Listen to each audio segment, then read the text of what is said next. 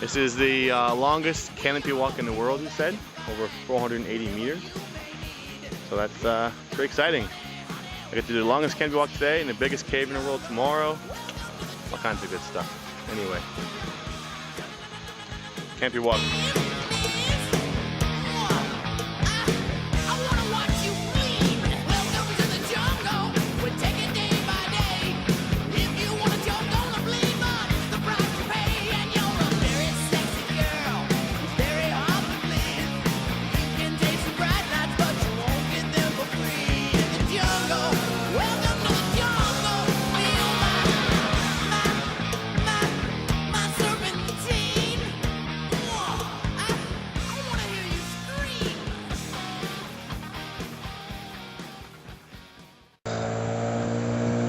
Alright, I'm on the boat, heading to the caves. Here's the boat driver, here's the water. It's really close. It's a very scary boat. There's the bridge I walked over. I'm not sure how long it takes, but first we got 2 caves, and then I'm off by myself in the jungle. So let's hope I don't die in this boat and flip over and lose all my stuff.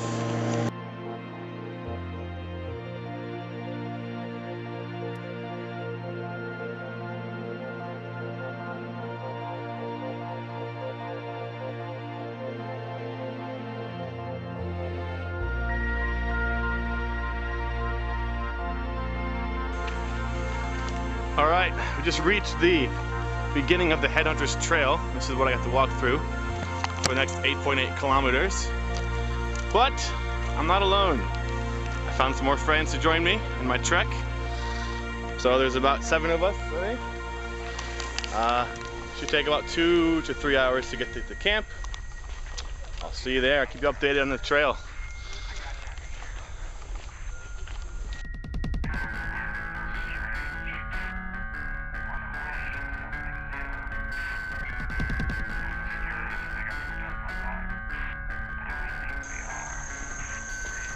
Okay, we're about 1 hour into the trek. The ground's very muddy because it rained all last night. And it's not very hot, but the humidity is just absolutely killer. It's about 95% humidity all day, every day. My backpack, you see I'm carrying probably 25 kilograms of stuff, but because there's no food where we're going, we have to buy food for today and tomorrow all day. And carry a bunch of water. So the water is probably 5 kilograms itself. But it's good stuff. It's good hard work. So we get to the place.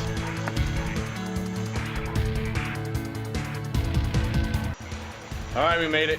Took us 3 hours and 10 minutes. We're here at Camp 5.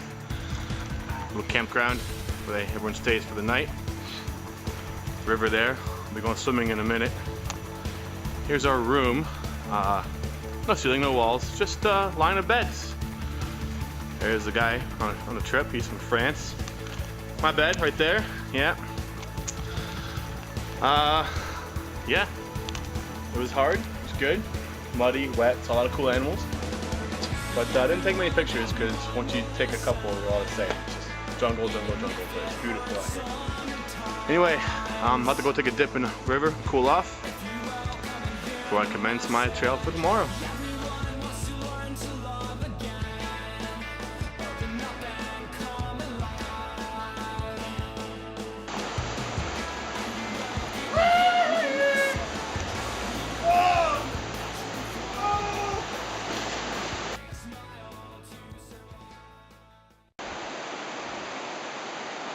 Okay,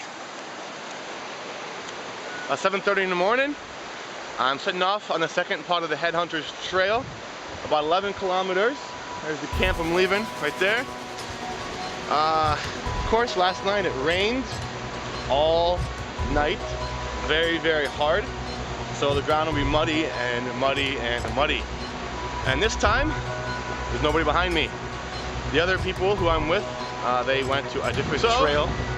I go about 6 kilometers by myself in the middle of the harsh, unforgiving jungle, where I meet my boatman, who then walks with me the rest of the way and takes me on a boat to my next destination. So, let's hope I don't get lost, don't get hurt, and all that stuff.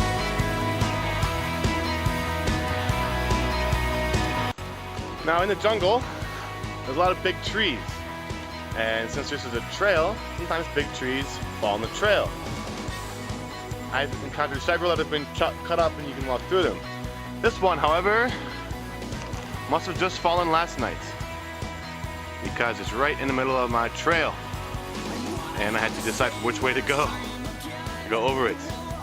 Luckily, they have these red and white signposts. In case you can't find your way, you just follow the sign. No problem. I'll give you a little information on the Headhunters Trail. Why is it called the Headhunters Trail? A long time ago, this place was infested, littered with tribes, with different cultures, different backgrounds. And tribes would fight. Tribes would have skirmishes, if you will. And the men of the tribe, the way that they were ranked, if you will, and determined who was the manliest, who was the best, was by how many heads they collected of the other tribe. And this trail was supposedly one route that the local tribe that used to live where I just was would take to get to Limbang, which is where I'll end up, and raid their village and take their heads, bring them back to their houses and hang them up. So, no one's really exactly sure if this is the exact route, but they do know that between Limbang and where I just was, there was definitely 2 tribes that collected heads. That's why it's called the Headhunters Trail. So, in case you're wondering, there you go, there's your answer. That's the rope bridge I just crossed. As you can see, it's very muddy. Several steps I've taken have been, I've sunk into the mud a few inches. I had some nasty bug bites. It's a constant battle with these bugs. It's just swarming my head, my arms, everything. I'm wearing jeans to protect against leeches, which I have not had leeches yet, so let's hope it stays that way. Although yesterday I had one on my shirt and on my shoe, able to pick them up. But this is the hut I'm supposed to meet my boat driver in. It's not here. Well, I got 3 kilometers to go, and I still have not found my boatman. So I'm hoping he's either really late or waiting at the boat dock for me. So I hope he's there, or I can pass him in the next hour or so. Because I'm starting to get a little sore. My pinky here got bitten and can't put it down all the way. It's kind of numb, not totally mobile, and hurts a little bit. Here's what I'm walking through. I've had to cross a couple rivers with no bridges, so I had to either do stone hop or just walk in a little stream. And of course, to get some of this, I gotta duck under a branch or go over a branch or something like that. So, I'll see you at the boat dock. I'm on a boat, I'm on a boat. Everybody look at me, cause I'm sailing on a boat. Alright, I did it. Saw my boatman, there he is. He met me at 2 kilometers, and his friends are back here with him. So, my shoes are off, and my socks, my shoes are all dirty. This guy wasn't even wearing shoes. No shoes the whole time on the path of this guy. Anyway, we're on a 2-hour or so boat ride to the Longhouse, and then I'm gonna relax.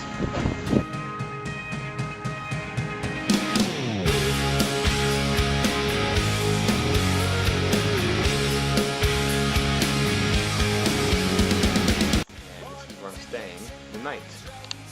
This is a somewhat traditional Bornean longhouse.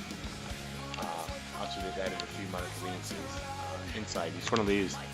That's one house. That's one. There's like 4 inside this one house. And I'm staying in the hallway. Here, there's my stuff and my little tea they just gave me.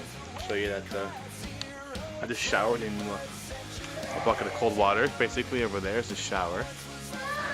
So you can see the chickens. There's the chickens. And behind that is that building. That is the shower. Just dunk a big bowl in cold water, dump on your head, rinse, repeat. Okay, we're gonna go inside the house. Here's my host, Joseph. Say hello. Hello. There's their 3-year-old getting a nice little ride. His wife, and this is their lovely home. They have Merry Christmas and Happy New Year signs. So very exciting. Joseph, say hi to my family. Okay, hi. All right. Okay, here's the village. I found some nice local children. Wave. Say hello. Hello. Bye-bye. This is the other long house in the village. This one's a bit longer. You can see all the clothes hanging up. There's a flag. Whoa, almost fell. This is the church. That's a nice drum set in there. So they live here. In the Halongos I'm staying in, apparently, there's several families that work in Brunei or a town called Miri, a couple hours away, and they just come back in the holidays. So this is their base. They go work there. Weekend holidays, then maybe they come back. So they have a home here and home in their city. So there's less than 100 people that live here full time, but this whole thing is a school, primary school. Several villagers will come here to the school. This is the English part. That's the English hut. And here, there are books, signs, everything in English. Idioms, and the book. Synonyms up there in the wall. Vocab. So they learn English here. Far cry from what I do in Korea, but it's pretty cool. And just out this way, down the water, and down the path is the water. And we end here at my accommodation for the night. So, small village, but really cool, really cool. When I get older, I will be stronger. They'll call me freedom, just like a waving flag. Okay, what's your name? My name is Joshua. How old are you? 10? 9? 11. What's your name? How old are you? 10. Whoa. What's your name? How old are you?